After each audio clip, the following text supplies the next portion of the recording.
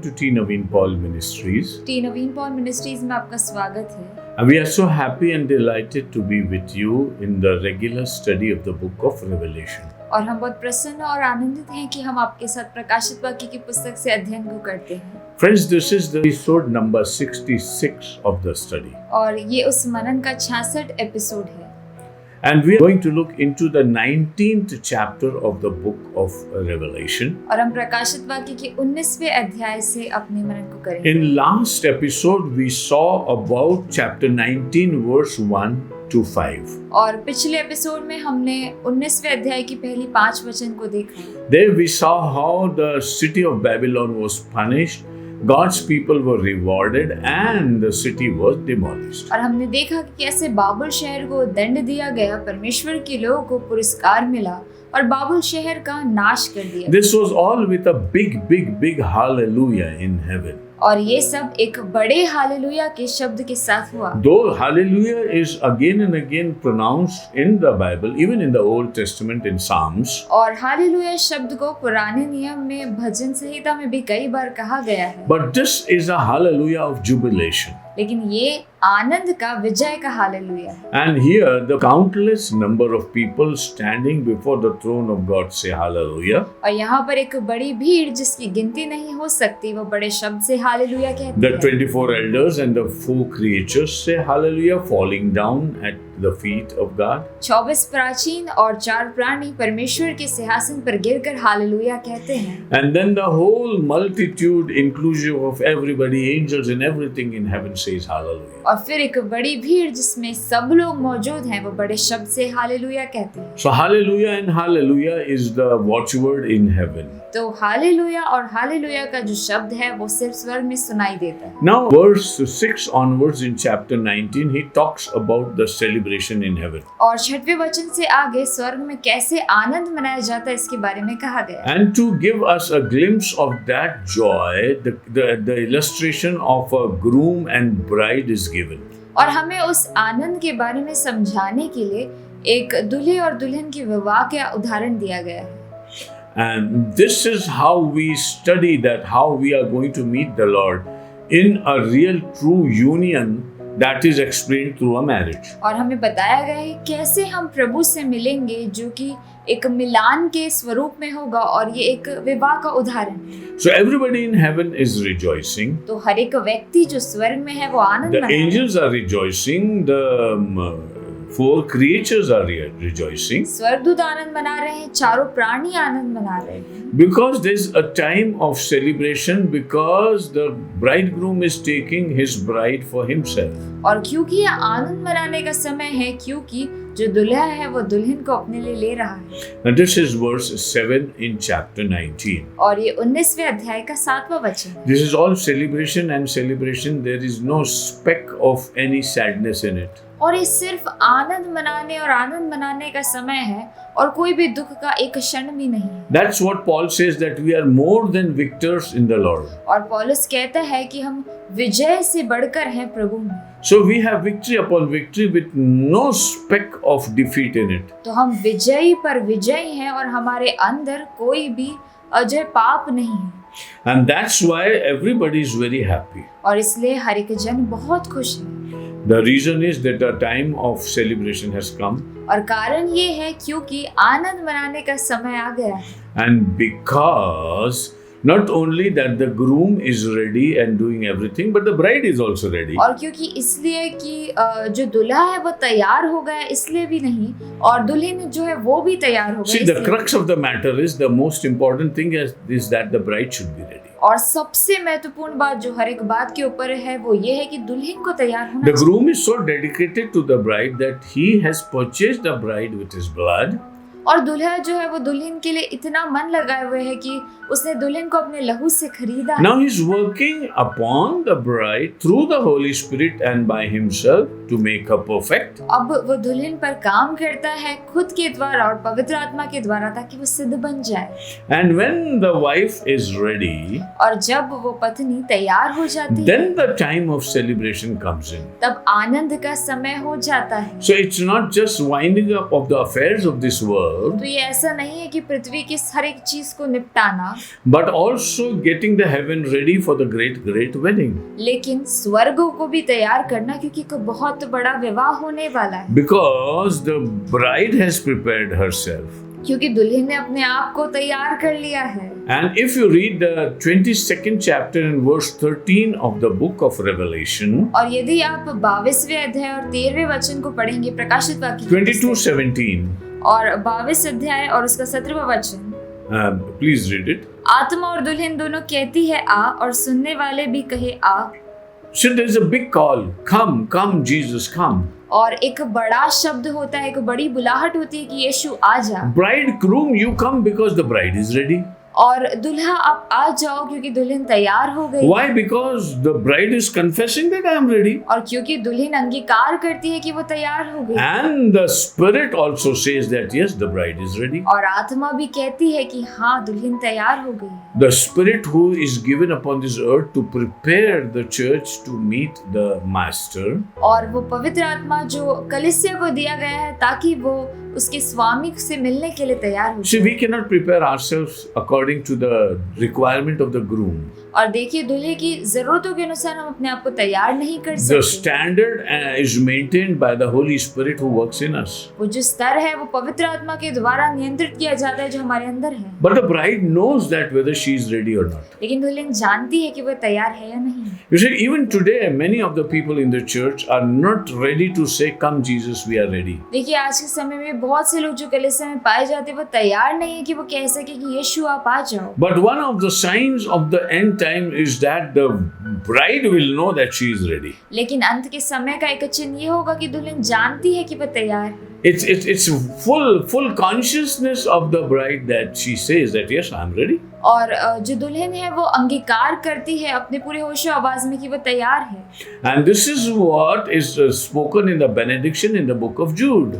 और ये यहूदा की पुस्तक के जो अंतिम भाग में कहा गया है, God who is worthy of keeping us away from all stumbling, और परमेश्वर जो हमें हर एक ठोकर खाने से बचा सकता and He है makes us perfect to stand before the Lord. और अपनी महिमा में हमें सिद्ध कर सकता है, To Him be the glory forever. और उसे सारी महिमा हमेशा के लिए। So the bride is so thankful because she is ready, because Holy Spirit has made her ready. दुल्हन धन्यवादी है क्योंकि पवित्र आत्मा ने इसकी सहायता करी कि वो तैयार हो पाए। Today the Holy Spirit is working upon us and wailing for us because we are not in the tune to know what God wants in our और lives. आज पवित्र आत्मा हमारे लिए रो रहा है और आहें भर भर की प्रार्थना करे क्योंकि हम नहीं जानते कि परमेश्वर का वो स्तर क्या है। One fine day the bride will tell the Holy Spirit, "Don't weep." और एक दिन जो दुल्हा है वो पवित्र आत्मा को कह देगा कि तुम मत रो।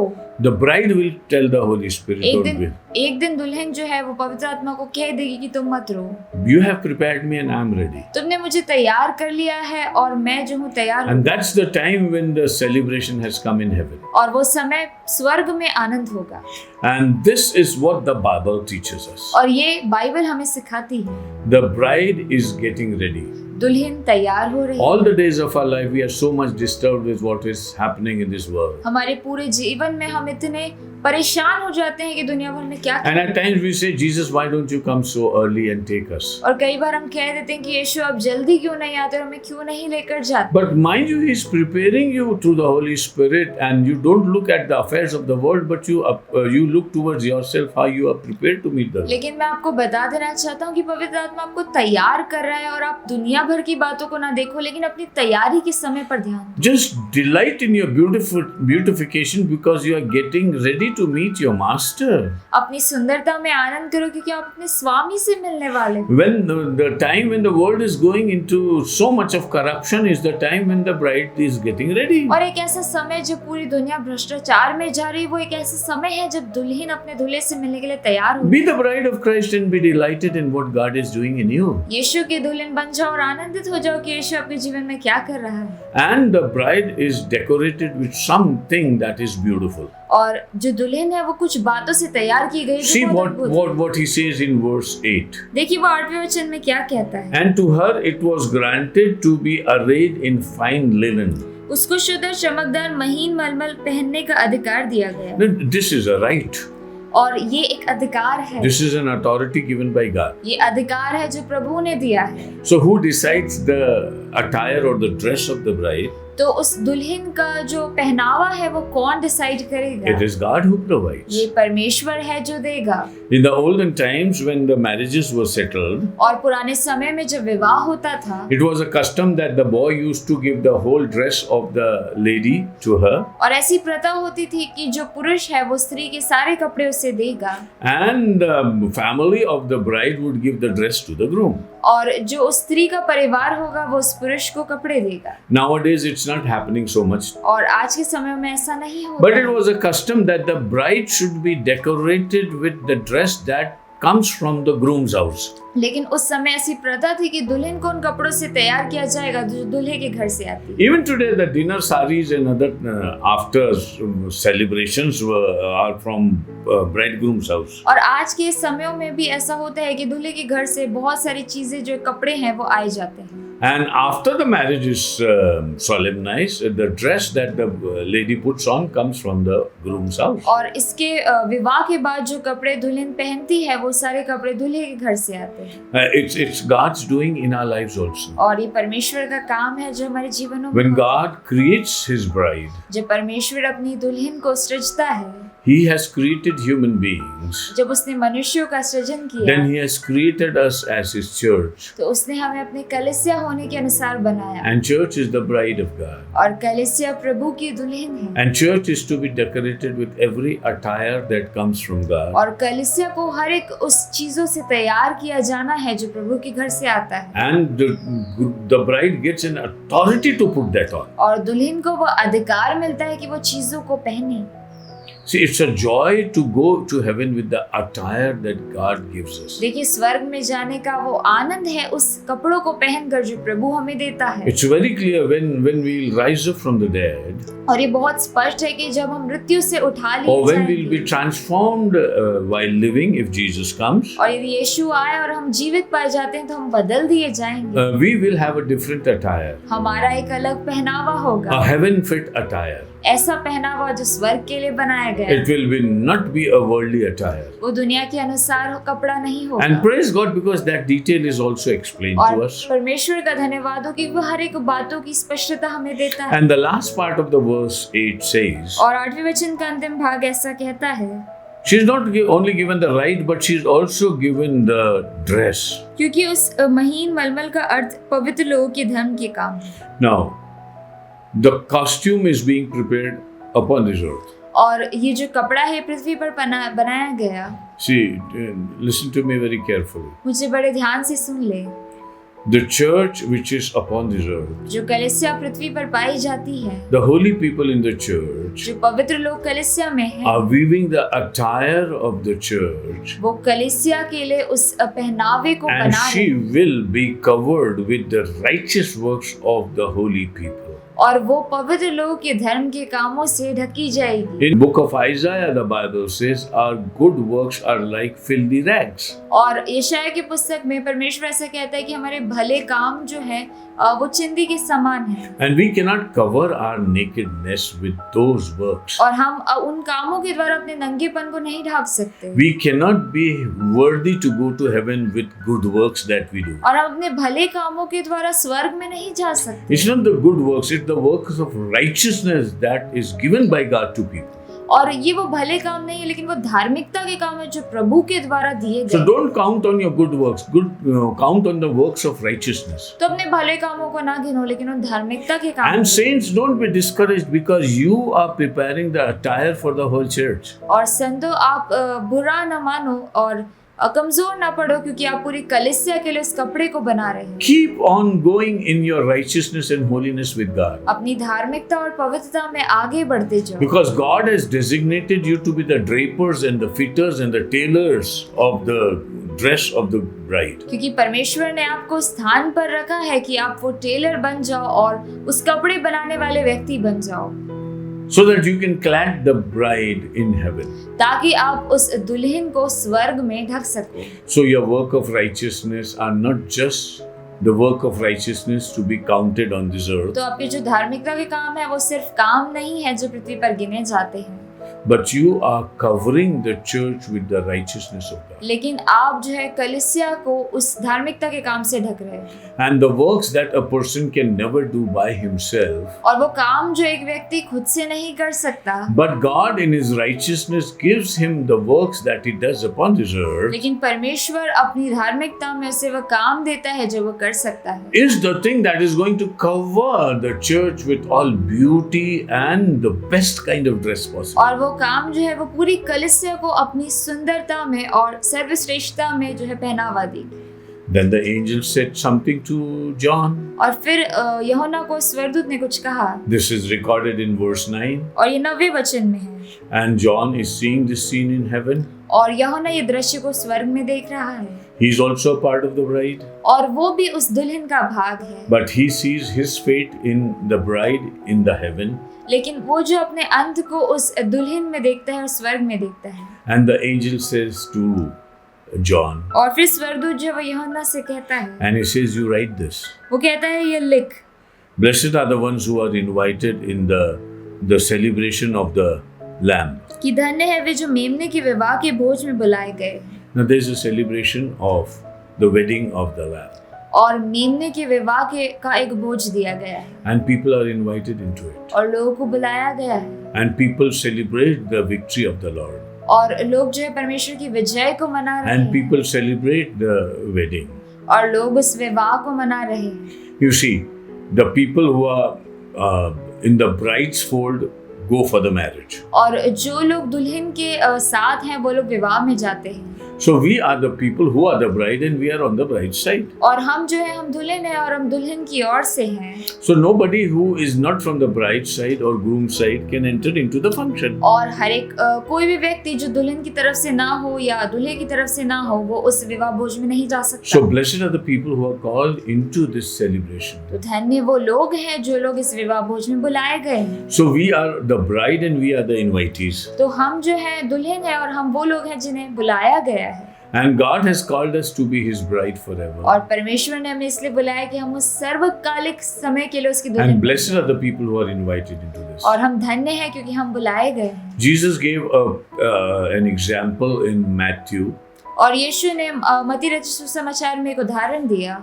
The kingdom of heaven will be like a great celebration. स्वर्ग का राज एक बड़े विवाह भोज के समान होगा। And a man would be there who will not be in the dress assigned for the people to come to this celebration. और एक व्यक्ति उस पहनावे में नहीं होगा जो लोगों को दिया गया इस भोज में आने के लिए। And definitely if he is not dressed properly, और जरूरी है कि यदि उसने अच्छे कपड़े नहीं पहने, he is in his own nakedness. वो अपने नंगेपन में, Because he is not putting the fine linen of heaven upon him. क्योंकि वो स्वर्ग का मलमल अपने ऊपर नहीं पहन रहा है। And anybody who has not put the heavenly linen upon him और हर एक व्यक्ति जो स्वर्ग का वो मलमल नहीं धारण कर रहा है, cannot put on his own righteousness and think that I'll go into the अपनी celebration. धार्मिकता को नहीं पहन सकता और ये नहीं सोच सकता कि वो उस विवाह भोज में चला जाए। And the master of the ceremony said, catch hold of this man और जो स्वामी है वो कहता है कि इसे पकड़ लो and put him to the place where there is a lot of burning and gnashing of teeth. और उसे एक ऐसी जगह पे डाल दो जहाँ पर आग का जलन है और दांतों का पीसना है।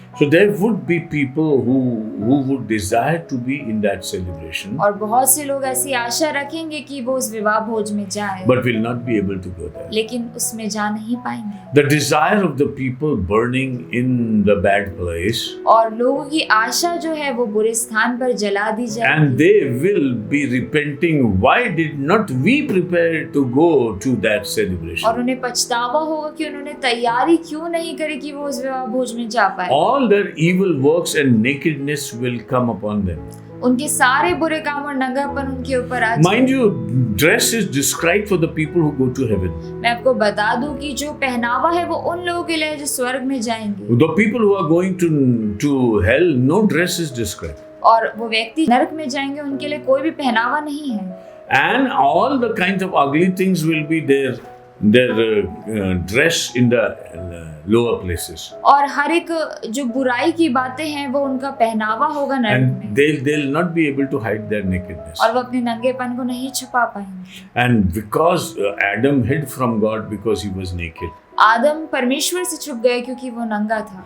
So when God clothes people with his clothes, और जब परमेश्वर लोगों को उसके कपड़े देता है, then we are able to go to heaven with him and celebrate. तभी हम स्वर्ग में उसके साथ जा पाते और आनंद मना पाते। Otherwise, we are naked people with all our religion going to hell because we cannot cover ourselves. नहीं तो हम लोग सब नंगे हैं, और क्योंकि हम अपनी धार्मिकता से अपने आप को नहीं ढक सकते।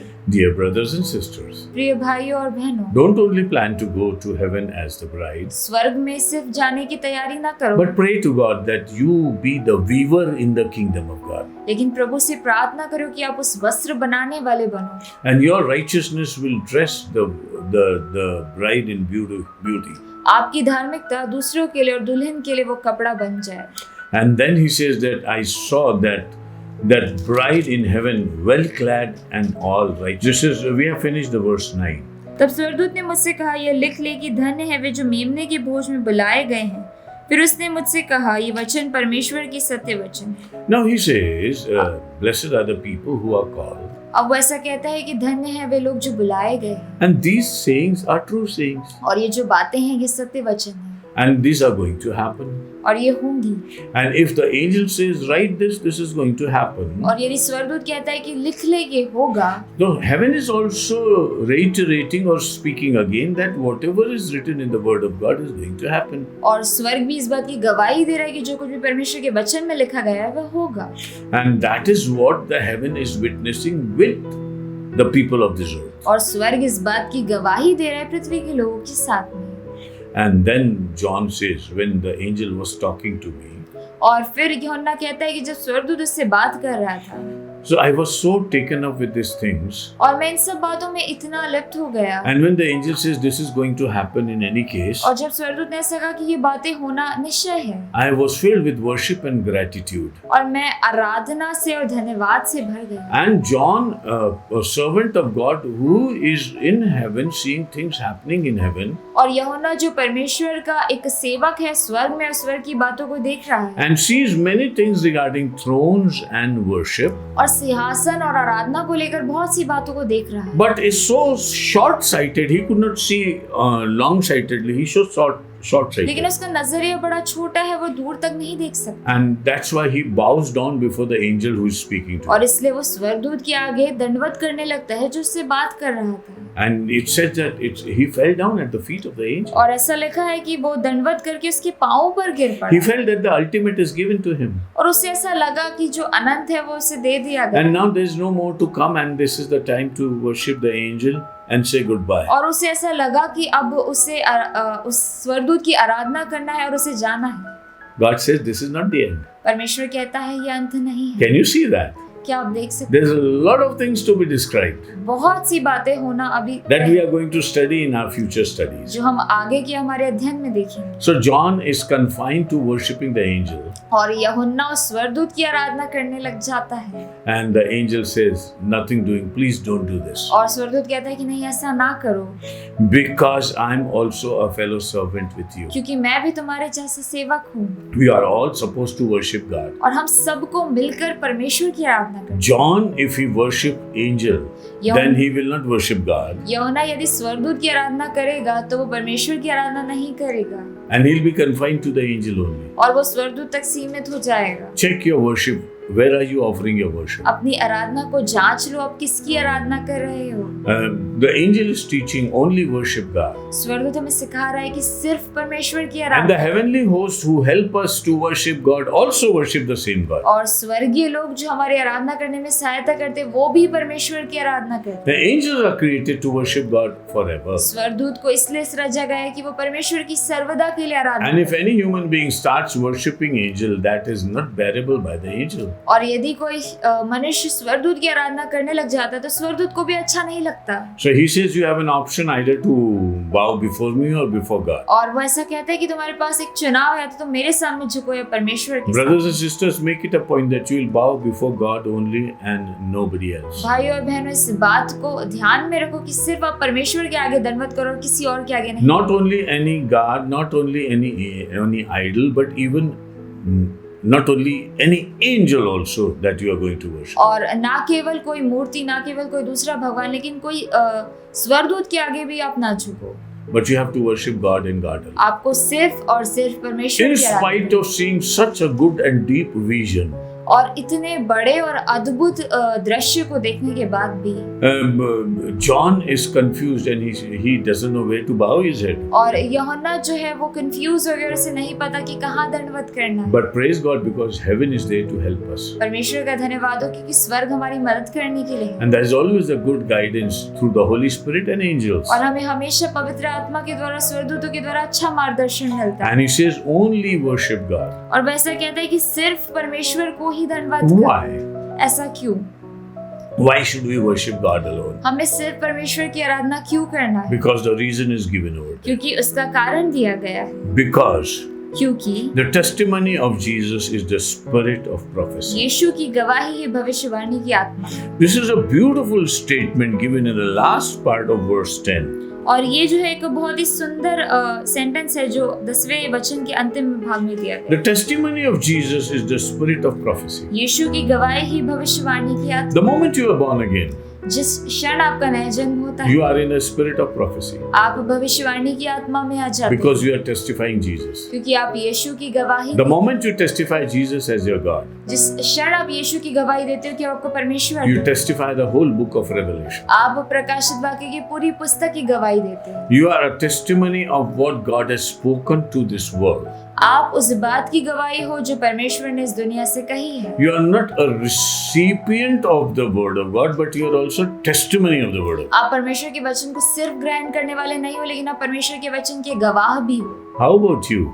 आपके बारे में Are you कैसी just बात है? receiving or are you a testimony of God? क्या आप सिर्फ उन बातों को ग्रहण कर रहे हो लेकिन आप उसके गवाह भी बन रहे हो? Confess the name of Jesus more and more. यीशु के नाम का बार बार अंगीकार करो, Worship Him and adore Him and thank Him. उसकी आराधना करो, उसकी स्तुति करो, उसको धन्यवाद। Always open your mouth and give your testimony to the people. हमेशा अपने मुंह को खोल और अपनी गवाही लोगों को दो। That is the spirit of prophecy. वो भविष्यवाणी की आत्मा है। And John is disclosing this to us. और यूहन्ना हमें वो बातों को Every बता रहा है। believer who is in the spirit of prophecy हर एक विश्वासी जो भविष्यवाणी की आत्मा में है, will worship God and God alone. वो सिर्फ और सिर्फ परमेश्वर की आराधना It करे। appears that John is not in the good testimony in the spirit of prophecy. और यहाँ पर हमें पता चलता है कि यूहन्ना जो है वो सही गवाही की आत्मा में नहीं और भविष्यवाणी की गवाही की आत्मा में। That's why he is inclined towards the wrong worship. इसलिए वो गलत आराधना को कर रहा है। But the Holy Spirit is given to us in the church. लेकिन पवित्र आत्मा कलीसिया को दे दिया गया है। And we are equipped with the grace of God. हम परमेश्वर के अनुग्रह से भर दिए गए हैं। And the life of John testifies before us. और यूहन्ना का जीवन हमें गवाही He देता says, है। don't follow my testimony of bowing down before an और वो angel. कहता है कि मेरी गवाही को फॉलो ना करो कि मैं स्वर्गदूत के सामने जो है दंडवत करने लगा, But testify Jesus and hold Jesus in your life. लेकिन यीशु की गवाही दो और यीशु को पकड़े रहो। And you'll always be in the spirit of और prophecy. आप हमेशा भविष्यवाणी की आत्मा में रहो। A lot of people are running about for looking for prophecy. बहुत से लोग भविष्यवाणी के पीछे भागते हैं। It's good if God is giving you the spirit of prophecy. और ये अच्छी बात है कि यदि प्रभु आपको भविष्यवाणी की आत्मा देता है। But every believer who has a new birth लेकिन हर एक विश्वासी जिसने नया जन्म को पाया है, and confesses the name of Jesus again and तो again यीशु के नाम को बार बार अंगीकार करता and है never bows anywhere else than to और Jesus कहीं और दंडवत नहीं करता यीशु को छोड़कर, is in the spirit of prophecy. वो भविष्यवाणी की आत्मा में है। And he'll never go into any error regarding his worship. और वो कभी भी अपनी आराधना को गलत रीति से नहीं करेगा। God bless us. परमेश्वर हमें आशीष दे। What a revelation. क्या ही अद्भुत प्रकाशन है। It appears that the heaven is stooping down upon us और ऐसा प्रतीत होता है कि स्वर्ग हमारे और नीचे की ओर आ जाता है and is filling us with the knowledge of the Holy. और हमें उस पवित्र के नॉलेज से भर रहा है। And the book of Revelation is not just revelation, और प्रकाशित वाक्य की पुस्तक सिर्फ प्रकाशन नहीं है, but it's the teaching of the right thing. लेकिन सही बातों की शिक्षा है leading us into right worship, और हमें सही आराधना की ओर लेकर जाती है, right celebration, सही आनंद मनाना सिखाती है right accompaniment with God. और सही परिपूर्णता की ओर लेकर May जाती the Lord bless us है। परमेश्वर हमें आशीष so they, that we not just read the book of Revelation, ताकि हम सिर्फ प्रकाशित वाक्य की पुस्तक को ना पढ़े, but we are taken up in the spirit of revelation. लेकिन हम उस प्रकाशित वाक्य की आत्मा में आगे जाएं। May the Lord bless you. परमेश्वर आपको आशीष दे। See you in the next episode. हम अगले एपिसोड में आपसे फिर मिलेंगे। Thank you. Thank you.